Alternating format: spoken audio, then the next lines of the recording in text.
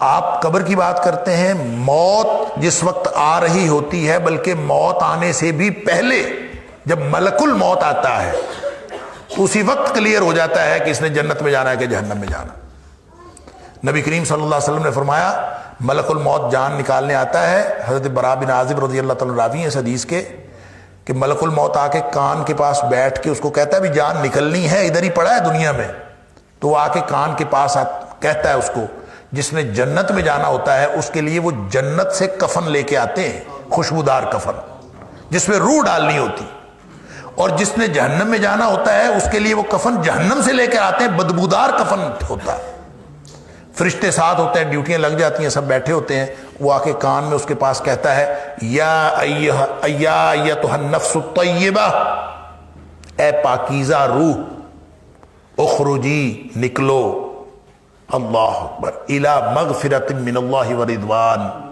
اللہ کی مغفرت کی طرف اور اللہ کی خوشنودی کی طرف نکلو،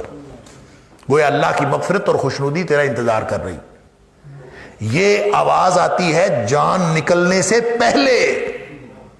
اسی وقت پتہ چل جاتا ہے کہ اللہ کی خوشنودی میرا انتظار کر رہی ہے، اللہ کی مغفرت میرا انتظار کر رہی ہے۔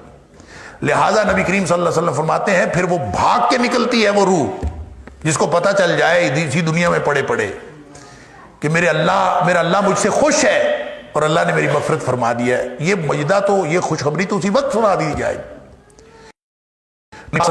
فوراً نکلتی ہے، ایسے جیسے مشک پانی کی بھری ہوئی ہو، اس کا بند کھول دیا جائے اور یوں جیسے ایک دم پانی نکل جاتا ہے وہ نکل جاتی ہے آسانی سے، اور فرشتے اس کو جنتی کفن میں لے کے خوشبودار کفن میں لے جاتے ہیں۔ لمبی حدیث ہے۔ لیکن جو دوسرا کافر اور منافق ہے اس کے پاس وہ جہنم سے کفن لے کے آتے اور اس کے کان کے پاس آ کے کہتے ہیں یا ایتھا النفس الخبیثہ، اے ناپاک روح، اخرجی الی سخط من اللہ وغضب، نکلو اللہ کی ناراضگی اور اللہ کے غصے کی طرف، اللہ کی ناراضگی اور اللہ کا غصہ تیرا انتظار کر۔ جس کو اس دنیا میں پڑے ہوئے یہ پتہ چل جائے کہ میرے اللہ کی ناراضگی میرا انتظار کر رہی ہے، میرے اللہ کا غصہ میرا انتظار کر رہا ہے، تو وہ کیسے نکلے گی؟ تو نبی پاک صلی اللہ علیہ وسلم فرمایا فتفرق فی جسدہ، وہ پھر جسم کے اندر ہی چھپتی پھرتی ہے، باہر نہیں نکلتی، پھر اس فرشتے کھینچ کر نکالتے ہیں، اللہ اکبر۔ اور آپ نے مثال بیان فرمائی فینزعہ، پھر اس کو نکالتے ہیں کھینچ کر، کما ینتزع الصفود من الصوف المبلول، جس طرح گیلی اون کے اندر لوہے کی گرم سلائی ڈال دی جائے اور اون اس کے اندر چمٹ جائے تو پھر اس کو کھینچ کر نکالا جائے تو جس طرح وہ اون تار تار ہو جاتی ہے، فرمایا اس طرح سے فرشتے اس کو کھینچ کر نکالتے ہیں۔ تو یہ تو اسی وقت پتہ چل جائے گا، بھائی آپ قبر کی بات کر رہے ہیں، یہ تو یہاں موت آتے وقت، موت کے وقت پتہ چل جائے گا کہ میں جنتی ہوں کہ جہنمی ہوں۔ اللہ اکبر، دیکھنے میں موت ویسی ہے۔ تو یہ سارے مراحل اسی کے مطابق طے ہوں گے،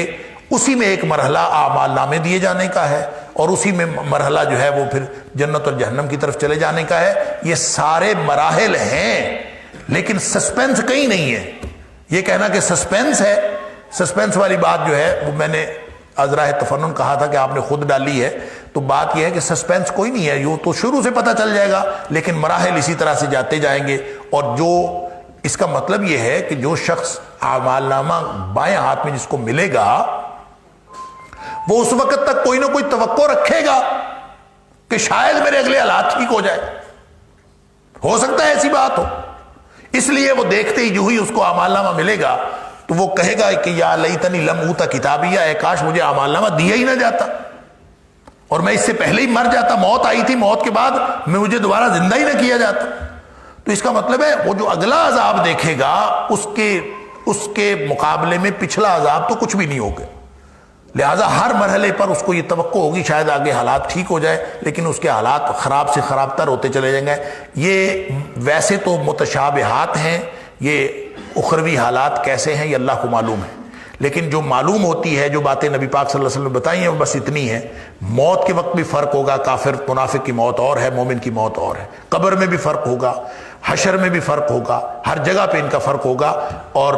اللہ تعالیٰ یہ ٹریک ہی گویا دونوں کا مختلف ہے۔ دارالامتحان سے یوں ہی دارالجزا میں جائیں گے تو الگ الگ ٹریک پہ جاتے جائیں گے، اتنی بات نبی پاک صلی اللہ علیہ وسلم نے فرمائی ہے۔ البتہ کس کس مراحل میں کس کی کیفیت کیا ہوگی، کتنا سسپینس ہوگا، کتنا نہیں ہوگا، یہ اللہ جانتا ہے۔ ہماری یہ نہ سمجھنے کی باتیں ہیں، نہ سوچنے کی باتیں ہیں، نہ اس کے بارے میں غور کرنا چاہیے۔ اللہ تعالی ہم سب کو نیکی کے راستے پر، ایمان اور تقوی کے راستے پر چلائے، اور ان لوگوں میں سے بنائے جن کو دائیں ہاتھ میں اعمال نامہ ملے گا، اور جن کو آواز پڑے گی کان میں، یا ایتھا النفس الطیبہ، اے پاکیزہ روح نکلو، اللہ تعالیٰ کی مغفرت اور اللہ تعالیٰ کی خوشنودی تمہارا انتظار کر رہی ہے۔ اللہ تعالیٰ ہم سب کو ان میں سے بنائے۔